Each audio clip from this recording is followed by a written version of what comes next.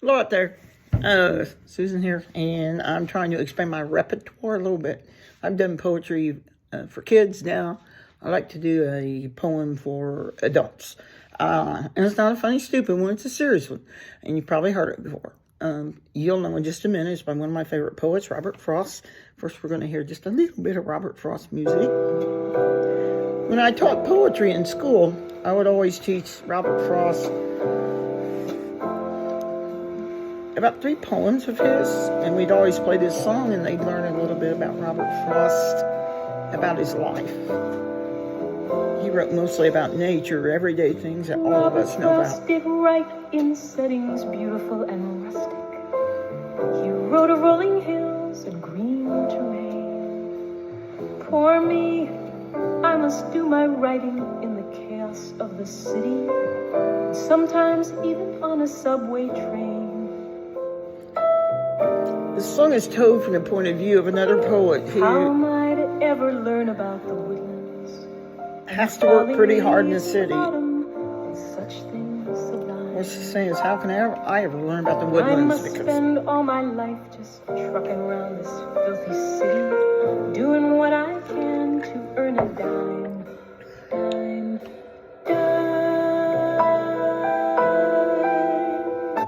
And we like that. We'll play the rest of the song at the end. But Robert Frost was an amazing poet, and we think about being a poet from a long time ago, but he actually did the inaugural poem at the inauguration of John F. Kennedy. So, I mean, we're not talking about someone that's been gone a long time. And the one I'm going to read, you can probably tell by looking at the picture. And that's The Road Not Taken. And on The Road Not Taken, here's what we always hear. 2 roads diverged in a yellow wood, and I took the one less traveled by, and that has made all the difference. That's great, but that's not really the poem. It's a little piece of the poem. So I'd like you to read the whole poem, and I'd like you to think while I'm reading it that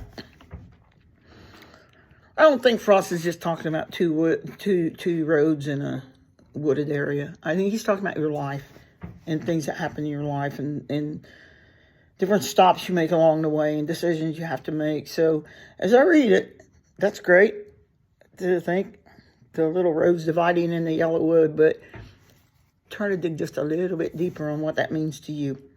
The Road Not Taken by Robert Frost. 2 roads diverged in a yellow wood, and sorry I could not travel both and be one traveler.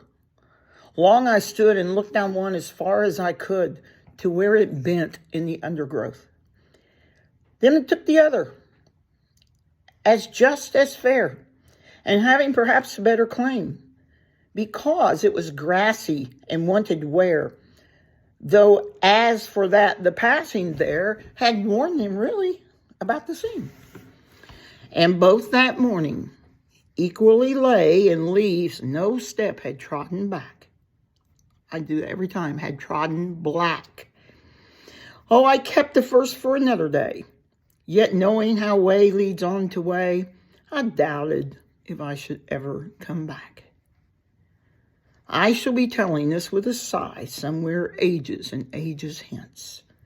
2 roads diverged in a wood, and I took the one less traveled by, and that has made all the difference.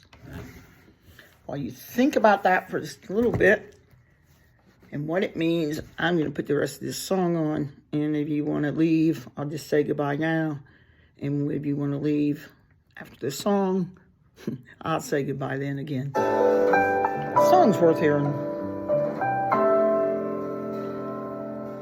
How did Robert Frost make payments on that little country place of his? Where did he get the dough? Could he go down to the local store and sell a poem saying, here's a nice one I wrote about the snow?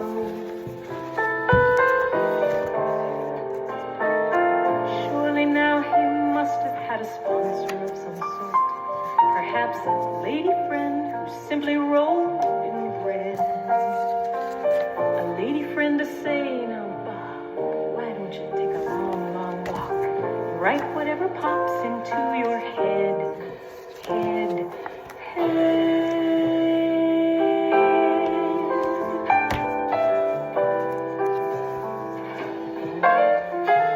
And she'd say, Bobby, don't you worry about the mortgage. Bobby, don't you worry about the bills. Bobby, why don't you go write a poem about the fences, about the neighbors, about the rolling hills. Bobby, don't you worry about the dishes. No, no, no. Bobby, don't you worry about the pans. Bob, you know it's not good that an artist like yourself should be walking around with dishpan hands. Didn't finish it quite, but most of it. See ya.